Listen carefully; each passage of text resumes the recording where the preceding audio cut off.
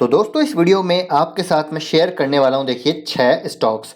और technical setup के basis पे अगर मैं बात करूं तो ये 6 के 6 स्टॉक जो है अभी वीक नज़र आ रहे हैं और कहीं ना कहीं इनमें और गिरावट हो सकती है और टेक्निकल ब्रेकआउट होने की संभावना काफ़ी नज़र आ रही है। तो अगर आप इनमें इन्वेस्टेड हैं या फिर आपकी पोजीशन बनी हुई है तो थोड़ा सा आपको यहाँ पर अभी कॉशियस रहना है। लेकिन इसका ये मतलब नहीं है कि ये फंडामेंटली खराब कंपनी है। फंडामेंटली काफ़ी अच्छी कंपनीज यहाँ पर आपको मैं बताने वाला हूँ। आगे बढ़ने से पहले दोस्तों आपको मैं बताना चाहूँगा, अगर आपने आज के 3 वीडियोस नहीं देखे हैं तो इनको जाके ज़रूर देखिएगा।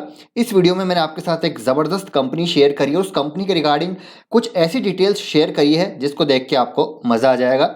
रिलायंस इंडस्ट्रीज़ के रिगार्डिंग बहुत ही ज़रूरी इन्फॉर्मेशन एंड निफ्टी कहाँ तक जाएगा, 21,000, 14,000 और 2013 में क्या हुआ था, क्या सिचुएशन बनी थी और निफ्टी ने किस प्रकार रिएक्शन दिया था, वैसी सिचुएशन आज भी हमको देखने को मिल रही है। तो ये वीडियो भी काफ़ी इंपॉर्टेंट है, इसको भी जाके आप देख सकते हैं। तो पहला स्टॉक है दोस्तों यहाँ पर one and only Indian energy exchange.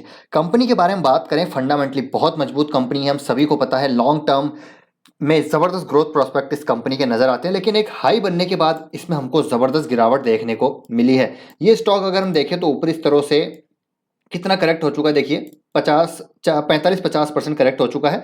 और एक मेजर अपनी जो ये डिमांड जोन है, आप कह सकते हैं कि एक मेजर जो इसका सपोर्ट एरिया है उसका ब्रेकडाउन हो चुका है। जी हाँ दोस्तों, देखिए इसीलिए ये कमज़ोर नज़र आ रहा है। अगर मैं आपको यहाँ पर बताऊँ तो देखिए विद वॉल्यूम ये जो गिरावट हुई है तो ये स्टॉक आप मान के चलिए कि 150 तक आने की संभावना इसकी बन सकती है।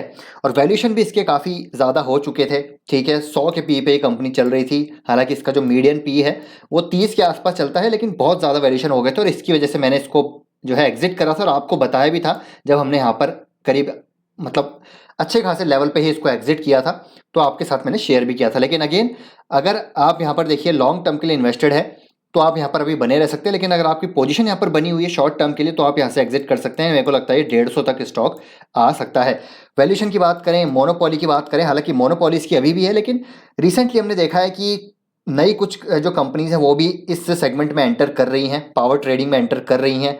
और कुछ ऐसे अभी इवेंट्स हैं जैसे कि कपलिंग की मैं बात करूं या फिर मार्केट बेस्ड इकोनॉमिक डिस्पैच की बात करें तो उसकी वजह से भी थोड़ा बहुत यहाँ पर इसके ऊपर प्रेशर है। लेकिन ये स्टॉक अगर 150 तक आता है तो मेरे ख्याल से एक अच्छी अपॉर्चुनिटी होगी for the long term. Second company है यहाँ पर दोस्तों आरती इंडस्ट्रीज।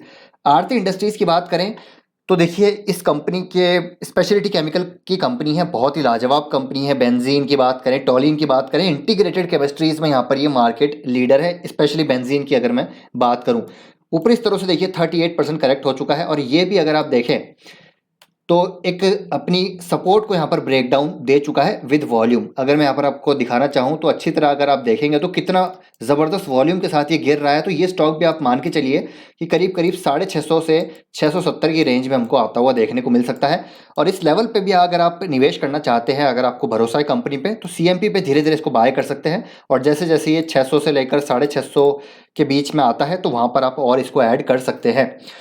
इस पे देखिए आपको पता है डीमर्जर भी होने वाला है फार्मा का बिजनेस का, तो वो अगेन एक और अपॉर्चुनिटी होगी। बाकी आरती की बात करें तो ये भी केमिकल सेक्टर की कंपनी है और जितनी भी केमिकल सेक्टर की कंपनी है हमको यहाँ पर डी रेट होती हुई देखने को मिली। पिछले साल जब कोविड आया उसके बाद री रेटिंग हुई सभी कंपनीज की, लेकिन कोविड के बाद रशिया यूक्रेन के बाद सडनली सिनेरियो यहाँ पर चेंज हो गया है। प्रॉफिट बुकिंग हमको होती हुई देखने को मिली है, सेक्टर रोटेशन हो रहा है और मैनेजमेंट की कॉल भी मैंने पढ़ी थी। इस कंपनी पे मेरी नज़र रहती है, लेकिन कभी मैंने इसमें इन्वेस्ट नहीं किया।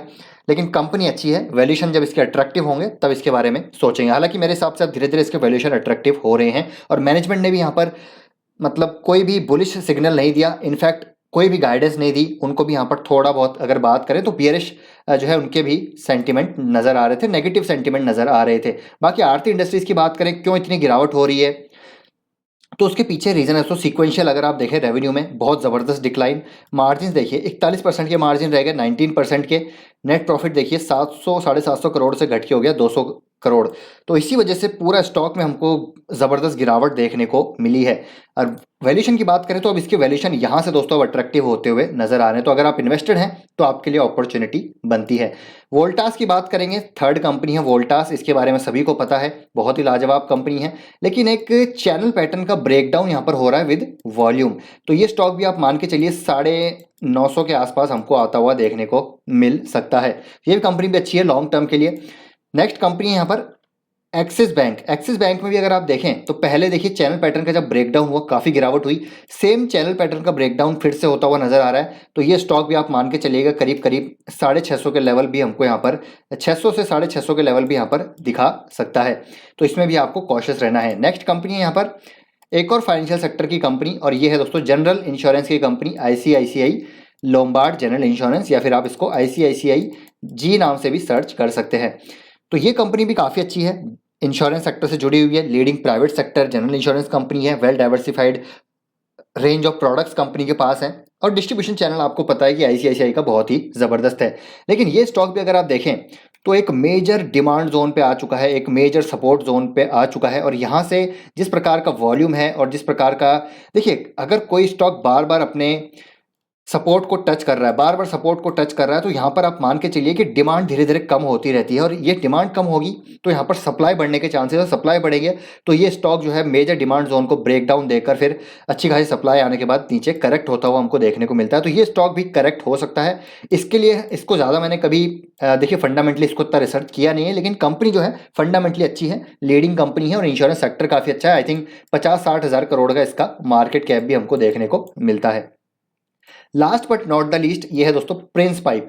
प्रिंस पाइप में आज देखिए हमको करीब 4.25% के आसपास गिरावट देखने को मिली, और ये स्टॉक में भी अगर आप देखें तो कमज़ोर नज़र आ रहा है। 200 डे मूविंग एवरेज के नीचे है, 50 डे मूविंग एवरेज के नीचे है, और अगर मैं पैटर्न की बात करूं तो कहीं ना कहीं इसमें एक हेड एंड शोल्डर पैटर्न बनता हुआ नज़र आ रहा है।